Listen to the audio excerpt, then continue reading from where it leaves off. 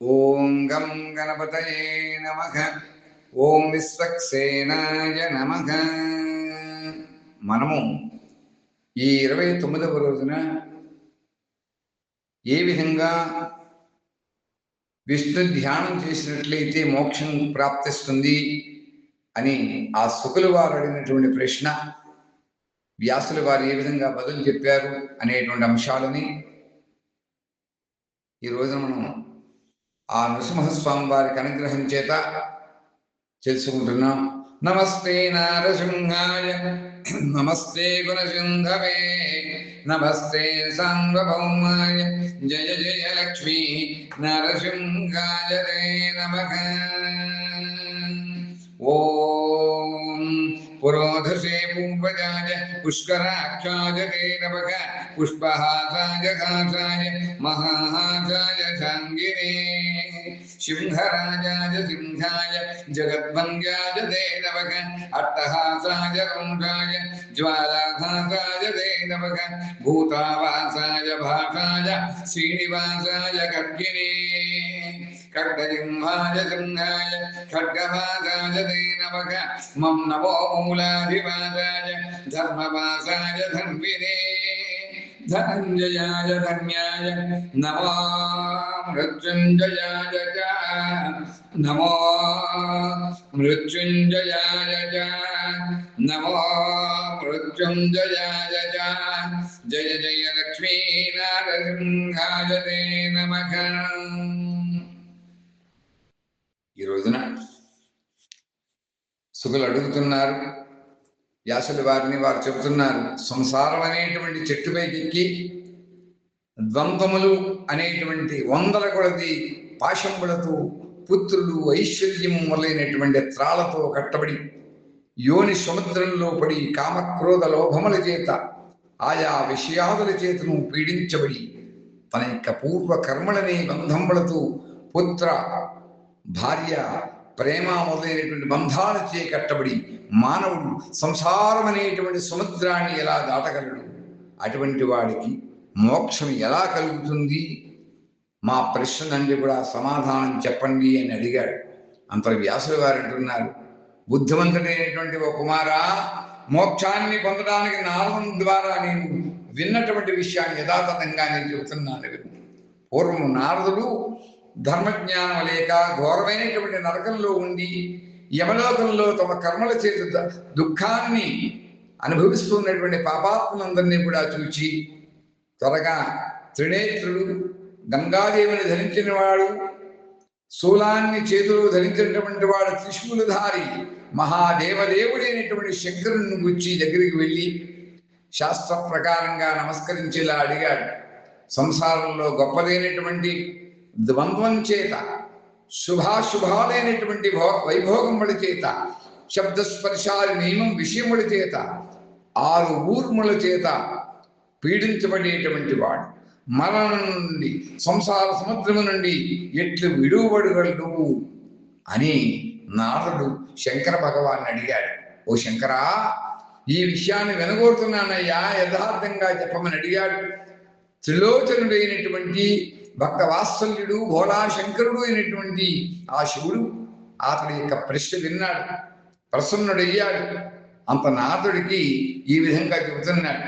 శివప్రోక్తయుక్తమైనటువంటి జ్ఞానామృత స్తోత్రం కడు రమ్యమైనటువంటిది ఈ నృసింహ పురాణంలో. ఆనావే బ్రహ్మణో రూప ఆగలాద్ వైష్ణవందుకు ఆశీషా రుద్రమీశానం తదగ్రే సర్వత శివం జయ జయ లక్ష్మీ నరసింహాయ తే నమః అని అన్నట్లుగా దీంట్లో 3 బ్రహ్మ విష్ణు రుద్రాదుల యొక్క వారి యొక్క సంపూర్ణమైనటువంటి చరిత్ర మనం గమనిస్తాం. వారి త్రిమూర్త్యాత్మక స్వరూపుడు నరసింహస్వామి వారు. అంచేత ఇప్పుడు శివుడు చెప్పినటువంటి నారదుడు అడిగినటువంటి ప్రశ్నకు బదులుగా ఆ శంకర భగవానుడు చెప్పినటువంటి జ్ఞానామృత స్తోత్రమును విందాం. ఓం శ్రీ జ్ఞానామృత స్తోత్ర రత్నః శివ ప్రోక్తః మహేశ్వర ఉవాచ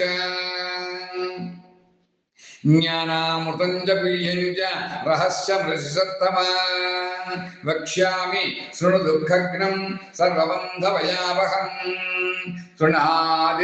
శృణాది చతురాస్యాంతం భూతగ్రామం చతుర్విధం చరాచరం జగత్ సర్వం పృథక్త్వం యస్య మాయయా తస్య విష్ణోః ప్రసాదేన యది కశ్చిత్ ప్రబుధ్యతే స విస్తరతి సంసారం దేవానామివ దుస్తరం భోగైశ్వర్యపదం మత్తః తత్వజ్ఞానపరాङ्मुखः సంసారస మహాపంకే జీర్ణా గౌరివమజ్జతి యస్వాత్మానం నిబధ్నాతి కర్మభిఃకోశకారవత్ తస్య ముక్తిం న పశ్యామి జన్మకోటిశతైరపి తస్మాన్నాద సర్వేషం దేవానాం దేవమవ్యయం ఆరాధయే సదా సమ్యక్ ధ్యాయేద్విష్ణుం సమాహితః యస్తం విశ్వమనాద్యమాద్యం స్వాత్మని సంస్థితం సర్వజ్ఞమవలం విష్ణుం సదా ధ్యాయం విముచ్యతే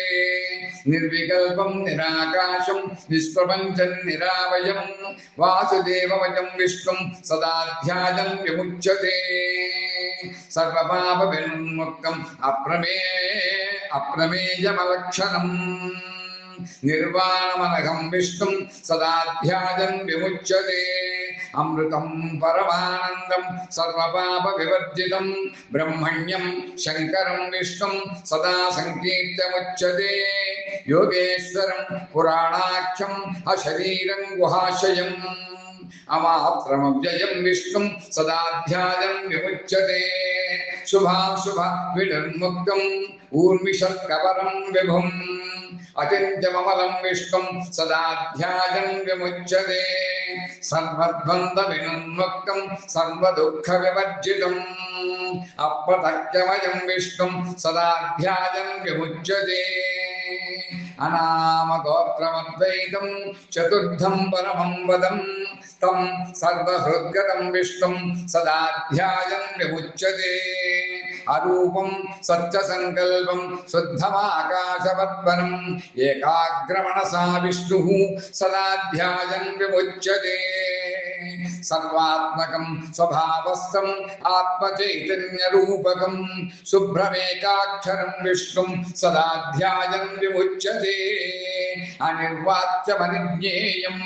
అనిర్వాచ్యమవిజ్ఞేయం అక్షరాదివసంభవం ఏకం నోత్తం సదా విష్ణుం సదా ధ్యాయం విముచ్యతే విశ్వాద్యం విశ్వగోప్తారం విశ్వాదం సర్వకామదం స్థానత్రయాదిగతం విష్ణుం సదా ధ్యాయం విముచ్యతే సర్వదుఃఖక్షయకరం సర్వశాంతికరం హరిం సర్వపాపహరం విష్ణుం సదా ధ్యాయం విముచ్యతే బ్రహ్మాదిదేవ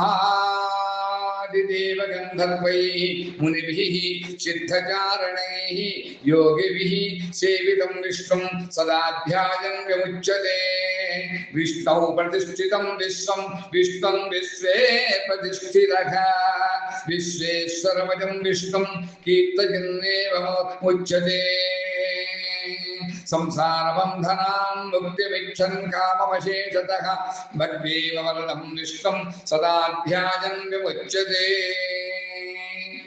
అని శంకర భగవానుడు ఈ విధంగా స్తోత్రాన్ని తెలియజేశాడు. దాని యొక్క భావార్థాన్ని ఇప్పుడు తెలుసుకుందాం. శివుని యొక్క సమాధానం వినాలనుకుందాం. ఓ మునీశ్వర, అన్ని విధములైనటువంటి భయము బంధములను తొలగించేటటువంటిది రహస్యమైనటువంటి జ్ఞానామృతాన్ని నీకు వర్ణిస్తున్నాను వినవయ్యా నారద. గడ్డి పరక మొదలు బ్రహ్మదేవుడి వరకు కూడా 4 విధమైనటువంటి ప్రాణి సముదాయములు ఉన్నాయి ఈ ప్రపంచంలో. సమస్త ప్రపంచము కూడా ఎవని మాయచేతి నిర్దిస్తుంటే భగవంతుడైనటువంటి విష్ణువు యొక్క దయవలన ఎవడో ఒకడు మేల్కొంటూ ఉంటాడు, జ్ఞానవంతుడు అవుతూ ఉంటాడు. వాడే దేవతలు కూడా దాటి వెళ్ళలేనటువంటి ఈ సముద్రాన్ని దాటుతున్నాడు.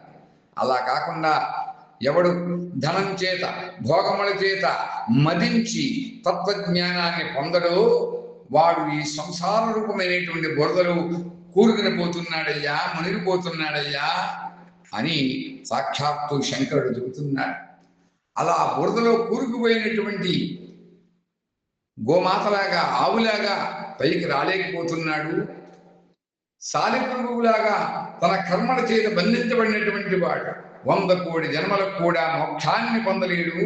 కాబట్టి ఓ నారదా, దేవదేవుడు నాశరహితుడైనటువంటి విష్ణువును ఎవరైతే ఏకాగ్ర మనస్సుతో బాగా ఆరాధించి ధ్యానిస్తూ ఉంటారో వారు ముక్తులు పొందుతారయ్యా. అలా ఏకాగ్రమైన మనస్సుతో నిత్యము కూడా ఆరాధించి ధ్యానించాలి. ప్రపంచ స్వరూపుడు, ఆద్యంతములు లేనటువంటి వాడు, అన్నీ తెలిసినటువంటి వాడు, నిర్మలుడు, మొట్టమొదటైనటువంటి వాడు ఆ విష్ణువుని ఎల్లప్పుడూ కూడా ధ్యానిస్తే మోక్షాన్ని పొందుతాడు అని ఆ శంకర భగవానుడు తెలిపాడని తెలియజేస్తూ ఈ యొక్క మరొక్కసారి మనం తెలుసుకుందాం. సంధ్యావందనంలో మనం నిత్యము కూడా చెప్పుకుంటూ ఉంటాం, శివాయ విష్ణురూపాయ శివరూపాయ విష్ణవే, శివస్య హృదయం విష్ణు విష్ణోశ్చ హృదయకం శివః, యథా సర్వమయం విష్ణు విష్ణుర్యేవమయం శివః అని యథాంతరన్న పశ్యామి తథా మే స్వస్తిరాయుషీ. నమో బ్రహ్మణ్య దేవాయ గో బ్రాహ్మణ హితాయ జగద్ధితాయ కృష్ణాయ శ్రీ గోవిందాయ నమో నమః అని శంకర భగవానుడు విష్ణుమూర్తి యొక్క తత్వముల గురించి ఈ నృసింహ పురాణంలో మనకు తెలుపుతున్నారని మన జ్ఞానామృత స్తోత్రం ద్వారా మన ఈ రోజున నారదుడు అడిగినటువంటి ప్రశ్నకు బదులుగా శంకర భగవానుడు భక్త వాత్సల్యత కలిగినటువంటి వాడు భోళా శంకరుడు తెలిపినట్టుగా మనం తెలుసుకుంటున్నాం. ఇంతకన్నా మనకి ఈ శివశక్తుల యందు, ఈ శివ విష్ణువుల యందు అభేదము ఉన్నదా? ఉన్నటువంటి వాడు నరకమునికి పోతాడని అనేక సార్లు మనం చెప్పుకుందాం. ప్రతి నిత్యము కూడా మనందరము కూడా శివకేశవుల యందు అభేద బుద్ధి కలిగిన వారై ఎటువంటి భేదభావము లేనిటువంటి వారు అయి ఉండాలని మరొకసారి తెలియజేస్తూ ఈ రోజు మనం స్వస్తి తెలుపుకుందాం.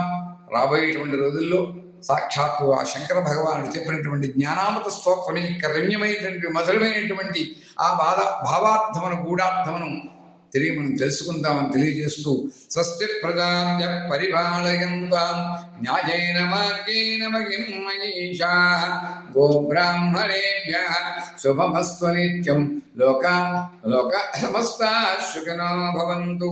ఓం స్వస్తి ఓం స్వస్తి ఓం స్వస్తి.